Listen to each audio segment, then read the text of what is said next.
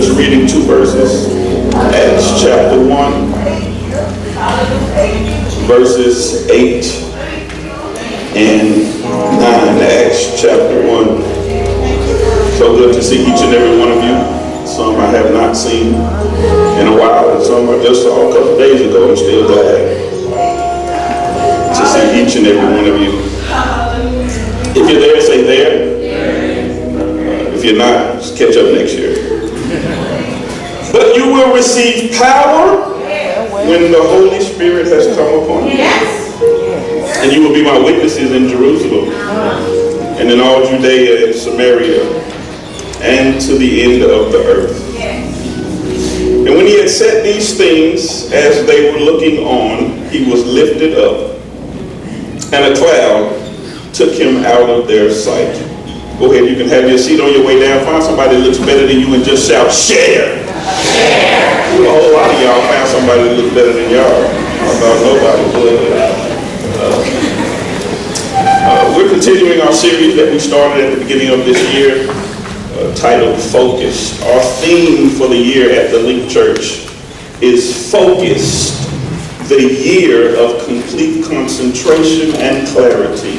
Focused, the year of complete concentration and clarity. The verb form of the word focus literally means to concentrate attention and effort. As I've stated weekly, many of us did not accomplish many of the things in 2019 that we could have or should have accomplished, I believe, because we did not have focus, Quentin, because we did not have a concentrated attention and a concentrated effort. I believe that anything you give your attention to and anything you give your effort to with the blessings and favor of God, you will be able to accomplish this year and 2020. I also believe that your focus in 2020 will determine what you produce in 2020. Let me say that one more time for the people in the balcony. What you focus on in 2020 is what you will produce. How you focus, how much energy you put into your focus, it will determine, KJ, what you are able to accomplish this year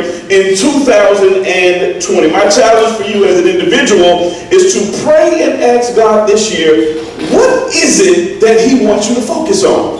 What is it? Ask God, God, give me the specifics, give me the details on what you, God, want me to focus on this year. Because I believe that a wrong focus will get you the same results as being unfocused. If you're focused on the wrong thing, I don't think you'll be able to reap the result that you desire, because the wrong thing is not the God thing. And again, I think some of us last year didn't accomplish a lot of the things that God wanted us to accomplish because we put our focus, we put our concentrated attention, and we put our concentrated effort on things that was not a part of God's plan in our life for 2020. So I believe that when God tells us what to focus on, the end result of success will be guaranteed in our life. Somebody shout, I believe that. I believe that. So as a church collectively, I believe God has given us 5 areas to focus on this year.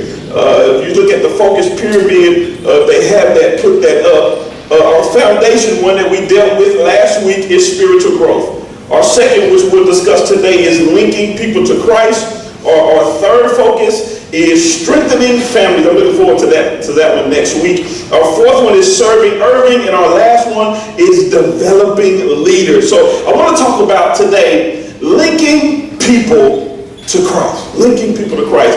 A while ago, one of my sisters, she had emergency surgery. She had emergency surgery, and they had her in early in the morning. I don't know, like 3 or 4 o'clock in the morning. So we get there early, and she's already in the surgery prep room. And they put her under anesthesia. And if any of you, you're familiar with anesthesia, hey, that can be a scary thing, right? If you've been on anesthesia, if you had any family members under anesthesia, you've heard a lot of things, right? You've heard a lot of rumors. You've heard a lot of people, they went under anesthesia and they never came out, right? So there was just somewhat of a fear factor, okay? So we went into the prep room, they let us in, and we began to just talk with her and let her know, hey, we're praying for you. We'll be out in the waiting room waiting for you. And she got real serious. She got real serious. And she started telling each one of us, I love you. Okay? Not everybody. She didn't look at the whole group and was like, hey, I want all y'all to know I love you. Quinn, she was like looking at each one of us like, I love you. I want you to know I love you. And looking at you like, I love you and I love you. We were like, cool, yeah, we get it. We love you too. And I went back to the waiting room and we were just kind of thinking about it. And I was like, it was as if she was giving us her last words. It was as if she wanted us to know, in case I don't have the opportunity to speak to you again, I want you to know that I truly love you. And when people give you their last words, if you ever talk to somebody on their deathbed, when they give you their last words, it's almost as if, Eric, that if you don't remember anything that I've ever shared with you all these years that I've known you, I want you to remember this one thing, okay? And it's as if she was telling us, if you don't remember anything that I've told you my whole life being your sister, I just want you to know that I love you. Yes. When we look at Acts chapter 1, we see Jesus giving his last words. He's meeting with his disciples for the last time in person. He'll see him again in glory. He'll see him again in the afterlife. Guess what? There is a heaven and there is a hell. You can choose today which one you want to go to if you have not chosen as of yet, which in reality, if you have not chosen heaven, then by default, hell is what we've chosen. But this was his last opportunity to speak with them before he would be taken up, and he gives them what I believe to be the last statement, which in other words, like I said previously, that if you don't remember anything that I've given you in these last 3.5 years, I want you to make sure that you remember this one thing. And what was that? He gives it to us in verse 8. He says, but you will receive power when the Holy Spirit has come upon you, and you will be my witnesses. 3.5 years, Jesus has been preparing this group to do what? To be his witnesses. I want to talk about sharing Jesus Christ and us being witnesses and links on behalf of Jesus Christ. I got 4 points for you. For those who are writing, this is my first one.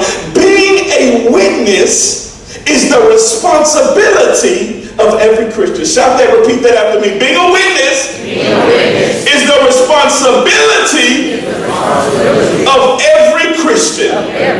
It's the responsibility of the new Christian. It's the responsibility of a seasoned Christian. It's the responsibility of a male Christian.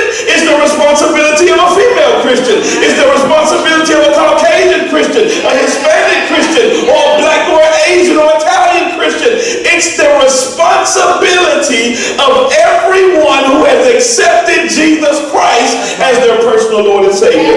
For 3.5 years, Jesus was preparing this group of men and women to go and be his witnesses in the land. One thing that was interesting to me, Chase, was that he didn't say, go do witnessing. I never really paid attention to that because we say go do witnessing. But brother, he said go be witnessing. He didn't say go do witnessing. He said go be. So he wasn't giving them a command or a charge on what to do, but he was giving them a command or a charge on who to be. Well, I'm not to do witnessing, but I'm to be a witness. Well, Pastor, what does the word witness mean? Because let's be honest about it. That word witnessing is scary, right? Oh, just for 3 of us, okay? Let me talk to this side of the room, because the other side, they don't want to talk to me this morning, okay? I'll try y'all again in about 2.5 minutes. But that word witnessing, when we throw that word like event, we're going out evangelizing. That's scary, right? Makes you think that you're going to go talk to some monsters, some people with some big teeth that might bite you or something, right? But in reality, if we really knew what Jesus was telling them, I promise, I'm going to try one more time.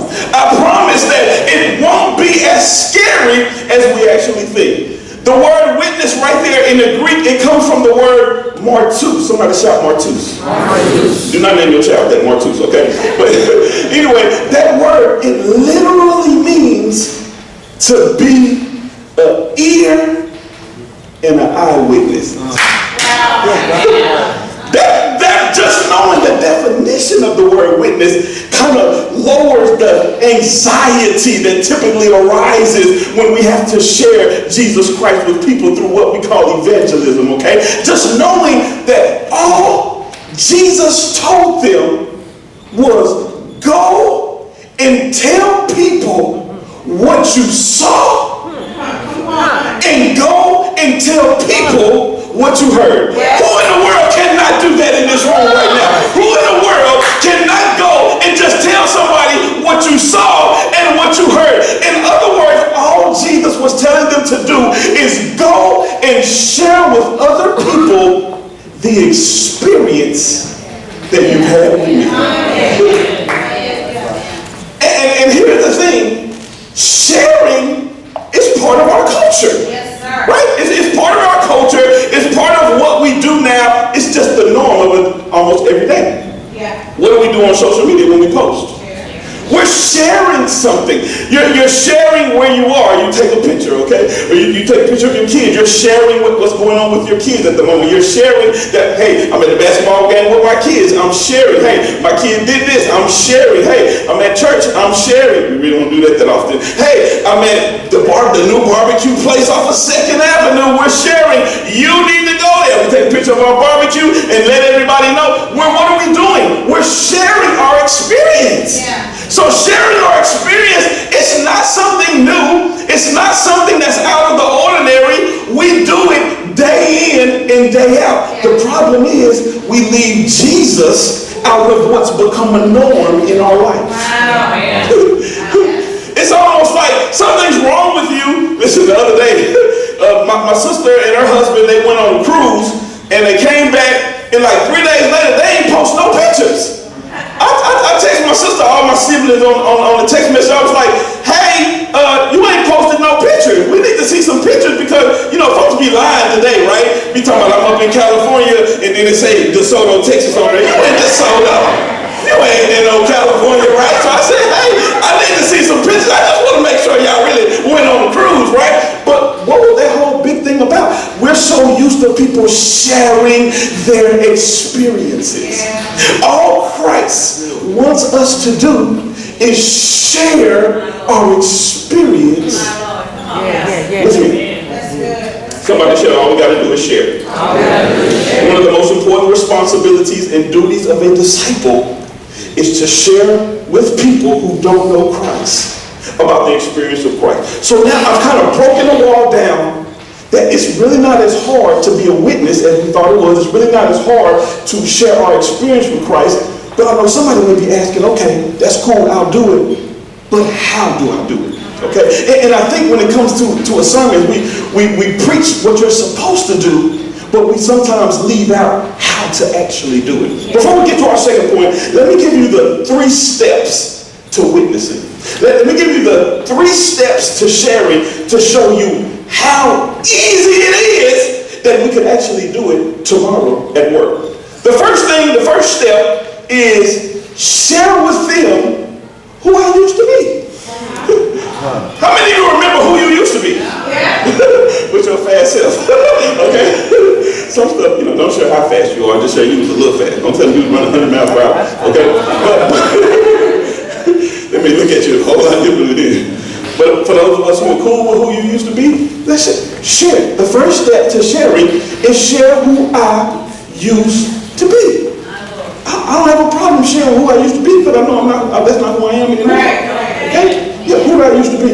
I used to be a weed smoker. I was a teenage alcoholic. I used to sell drugs. I used to run around town. I used to cuss, and I used to do everything you can think about. If you tried it, I probably tried it too. Okay, except crack. I ain't tried no crack before. Okay, but hey, look, if you tried that, that's your story. I'm gonna tell you that's not my story. Okay? I don't want you going back trying to write my story. That's not my story. Okay, but I did a whole lot of things. All you got to do is start with witnessing and share who I used to be. I used to be this. I used to be that. I used to be that. Okay, that's the first step. What's the first step? Share with them who I used to be. Okay? Number 2, the second step is share with them how I met Jesus. Okay? Share with them how many of you who are believers forgot where you met Jesus or how you met Jesus. How many of you remember when, where, and how you met Jesus? Woo! Give yourself a hand. Y'all doing good this morning. You remember who you used to be, and you remember how you met Jesus Christ. It may have been on the altar. It may have have been at homes over the toilet bowl at 2 o'clock in the morning when you said, Jesus, save me. Y'all playing around now. Acting like y'all don't remember that. Some of y'all was there last night. All y'all ain't where y'all need to be. Okay? Or this morning rather. 2 a.m. still this morning. Okay? Share with them how I met Jesus. Okay? Just a real story. Okay? Nothing fake. Just, hey man, I went to church one Sunday. I was just going for a christening. To be honest with you, that's all. I ain't been to church all year long. I just went for a christening. And then at the end, the preacher said, hey, this is an opportunity for you to give your life to Jesus Christ. And I said, you know what? I need to try something different. I need to try something different. I've heard about this Jesus thing my whole life. I see Felix and I see Kayla and I see the life that they have and the blessings and the favor upon their life. And if it's because they serve Jesus, I want to try that. Yes. And I went down to the altar. I gave my life to Jesus Christ. I left. I went and found me a church home. I started going to Bible study. I started praying. I started reading the Bible. And my whole life changed. Yeah. How hard was that? That may not be your story. Whether it was at home, whether it was in the car, and you listened to a Kirk Franklin song, and something came over you, and you started weeping and crying, and you felt like, I need Jesus in my life. In that moment, you said, God, I believe, God, I receive you. Guess what? Because it don't have to happen in the 4 walls. You can give your life to Jesus Christ. Maybe at the end of the service when we call you down, you don't come down. But guess what? You can still do it tonight at home after you think about it a little while longer and say, you know what? I should have went up there. Maybe I'll wait till next Sunday. No, you ain't even got to come back and wait till next Sunday. You can give your life to Christ right there in your living room while the football game is playing. Even though the Cowboys ain't playing, you can still give your life to Jesus at a football game at halftime. All right. All you got to do is share with them how I met Jesus. What's the first one? Share with them who I used to be. What's the second one? Share with them how I met Jesus. And the last one is share with them who I am now. That's it right there. Share with them who I am now. Yeah. I'm a person that I love Jesus now. I'm a usher. I work with the children now. I sing on the praise team. I read my Bible at home in the morning before I come to work. I listen to worship music on my way to work now.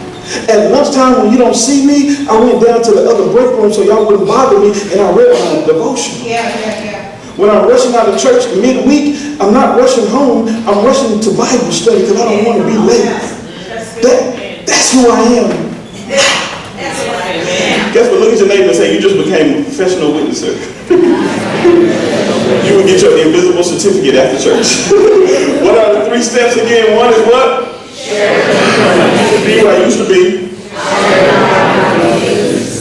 Share who I am now. Can I try that? Can I practice that? I already told you who I used to be. I used to be a gangbanger. I used to sell drugs.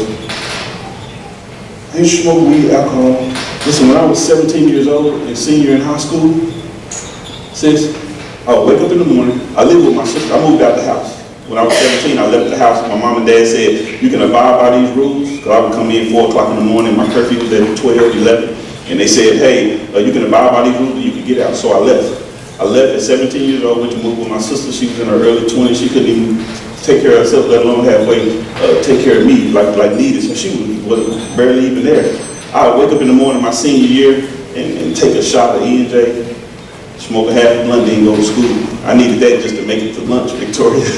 And then KJ, I'd leave for lunch, smoke the other half of the blunt, okay? And maybe I came back to school, maybe I didn't. And when I was 17, we went robbing one day and ended up going to jail, and I ended up spending 4 years in prison. And while I was in jail, I gave my life to Jesus Christ. A man came to me in my cell at like 5 a.m. in the morning before breakfast, and they were talking about Jesus, and he's a God of a second chance, and right there, God arrested me. And I was like, I want a second chance. I was facing 35 years in prison, and I said, I want a second chance. Man, what if that brother hadn't shared that with me? A brother in prison shared with another person who was in prison that God is a God of a second chance. And I want to talk about, later on I'm going to talk about some of the lies of the enemy, but some of you think and you can't witness to somebody because you're still tied up and tangled up. But man, you'd be surprised who you can release with the truth that you already have. Right. Yeah, he was in prison, but he had a truth that I needed. And he gave it to me, and I threw my hands up and said, God, I want a second chance at life. That's who I used to be, and that's how I met Jesus. And then I got out a couple years later, and I never stopped running. I told God, I owe you my life. I made a vow to God. Can I talk to some people who make some vows to God? God is saying, you're still alive, you haven't kept your vow. It's time for you to go back. I made a vow to God while I was in prison and said, if you get me out of here, I promise I'll serve you all the days of my life. And a lot of people make that vow in prison. But baby, I ain't put my Bible down since the day I walked out of there. Because I know it's by the grace of God. And I'm still here today. And the reason why some of you still off the vow because you don't realize that it's by the grace of God that you stay here today. It's not because of your wisdom, it's not because of your looks, it's not because of your knowledge, it's not because of your drive, because I'm a grinder and you work hard and all that. No, it's because God's hand has covered you. I know you ain't prayed, but there was a teacher in the 3rd grade that prayed for you. You didn't even know it. Your grandma prayed for you, and you didn't even know it. That's why you didn't get killed in the flood. That's why you survived the accident. And guess what? You owe God your life. And the sooner you realize that you owe God your life, the less hell you're going to have to go through in your future. I don't know who I'm preaching to or even why I'm preaching this page right here. But God is saying, your future will be better with me. Oh, your future will be brighter with me in it. Your future will be safer with me in it. Who am I now? I'm just a man who loves God. I come home every night, bring my money home. I love my wife. I love my kids. I spend time with my kids. I go to my kids' practices. I go to their games. I play with them.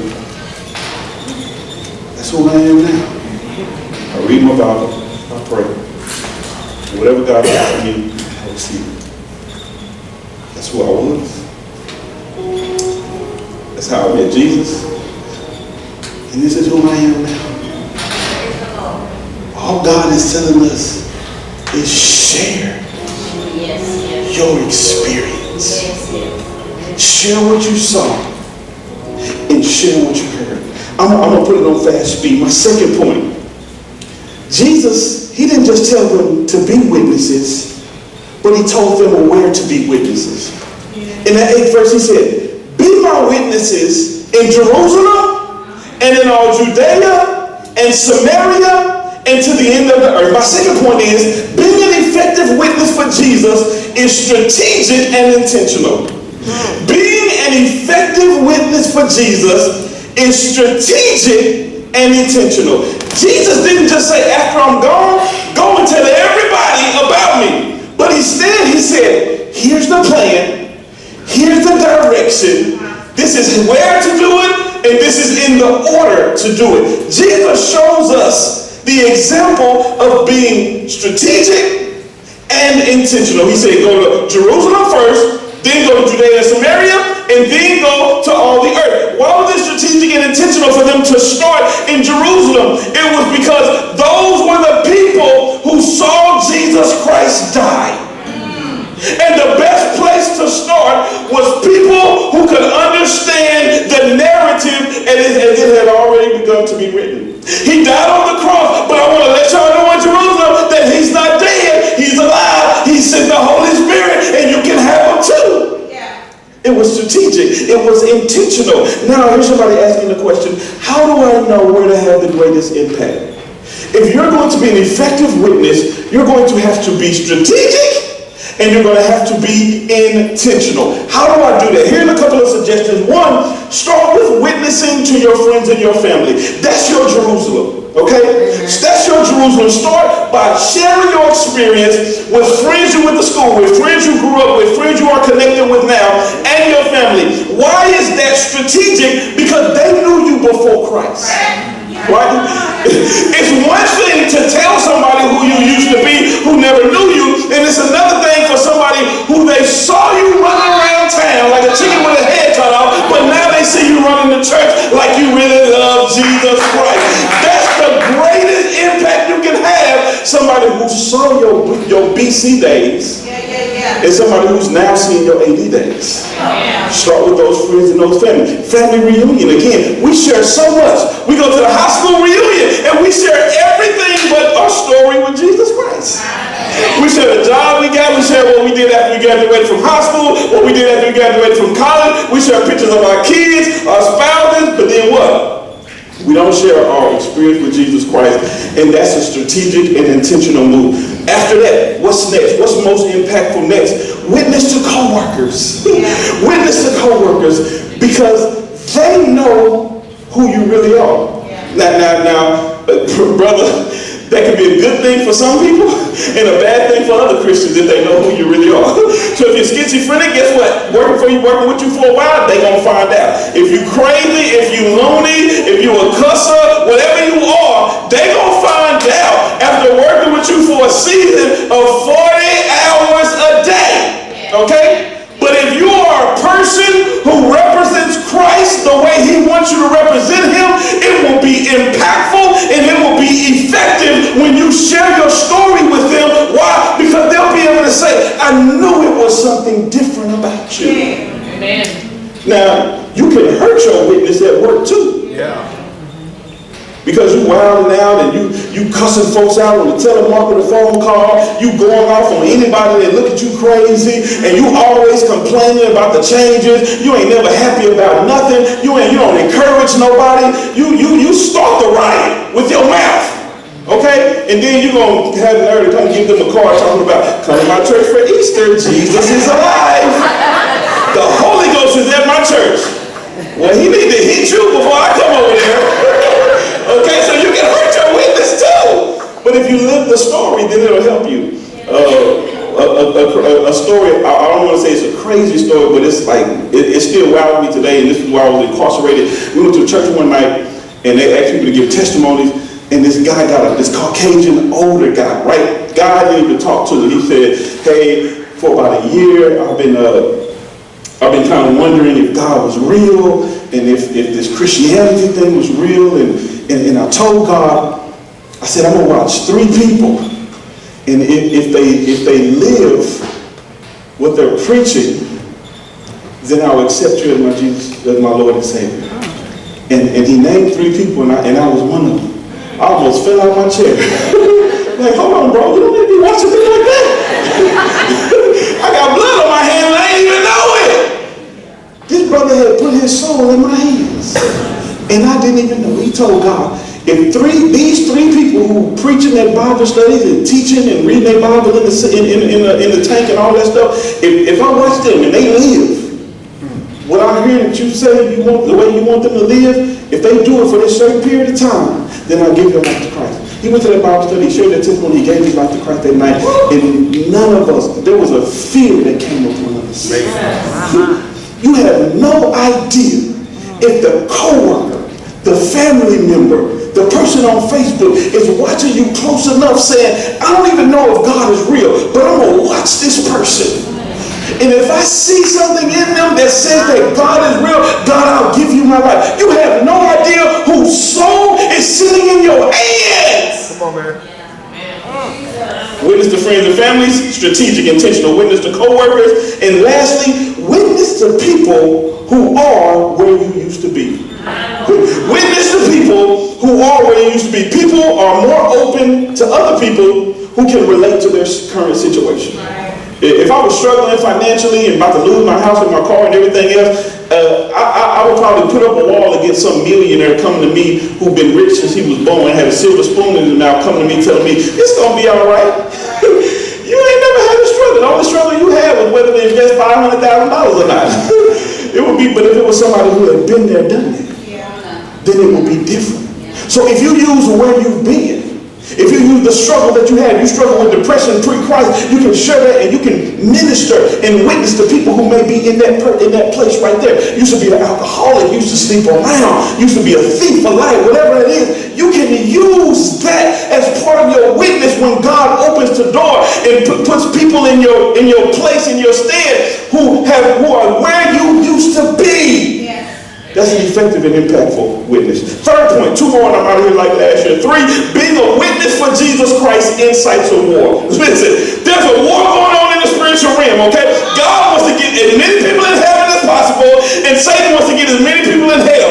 And the moment you start messing with Satan's stuff, guess what? A war will be released against you. But I'm not afraid because I know victory belongs to Jesus. So yeah, I got to expose that the war is coming, but I also got to expose that the Satan is under the feet of Jesus Christ. So if I'm in Jesus, then guess what? Satan is under my feet. But I got to let you know what's to come. If you leave here today all excited and pumped up, woo, I'm finna go win the whole city for Jesus Christ, best believe the enemy is coming up against you. And more than likely, he's going to start in your mind. He's going to start in your mind, and he's going to start feeding some lies. So I want to give you in advance some of the lies that he's going to give you to hold you back and put fear in your life from witnessing, sharing your experience. One, he's going to tell you, you ain't no preacher. That's what he's going to tell you. He's going to say, you ain't no preacher. Who are you to be trying to tell somebody about Jesus Christ? That's the job of the preacher. But that's a lie. Because there was probably at least 120 people when Jesus gave his last words of go and be a witness unto me. And they weren't all preachers. That's the responsibility of every believer. So he won't just tell you that, but he'll tell some of you, you're still a new Christian. Make sure you've been saved for a few years first. He's going to say, make sure you've been saved for about 3 or 4 years, because they may ask you some questions that you don't know, so you won't be embarrassed when they ask you something about Philippians 3 and 16. What's your belief on that? It's okay. Say, I don't know. I don't know. What's your belief about tithing? I don't know. I don't have no belief on tithing. All I know is Jesus saved me. I was messed up, jacked up, tore up, and now I ain't. That's all I know. What's your belief on the Trinity? I don't have no belief on the Trinity. All I know is Jesus saved me. That's all right. You don't have any problem with saying, I don't know. Okay? What else will Satan tell you? He'll say, wait till you overcome that struggle first. Wait till you become perfect first. Well, guess what? It ain't gonna never happen.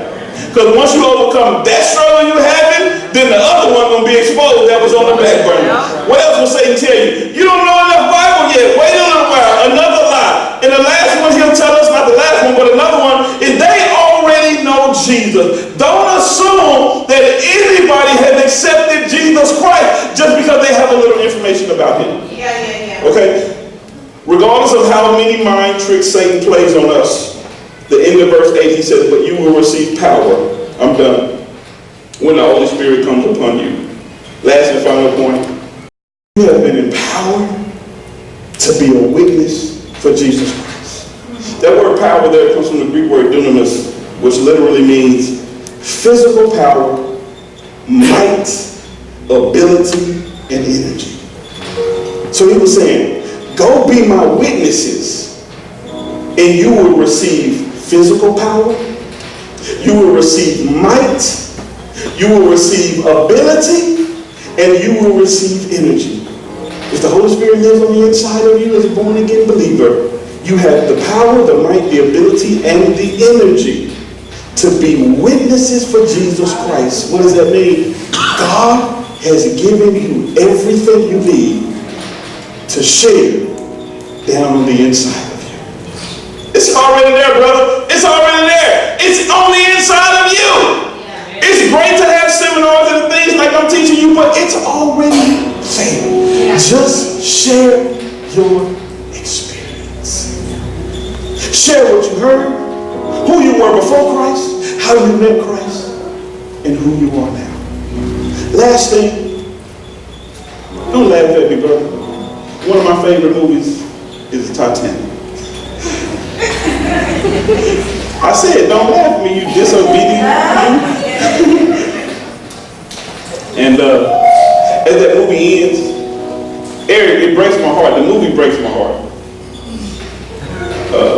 Y'all laughing, let me tell you why it breaks my heart.